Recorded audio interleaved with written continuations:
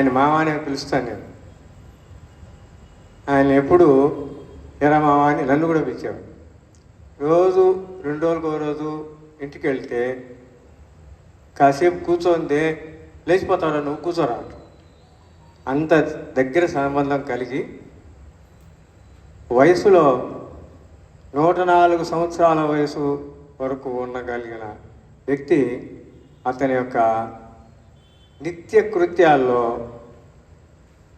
క్రమశిక్షణ తప్పకుండా ఆయనకి ఏ రోగం వచ్చినా బయట కనబడ్డు.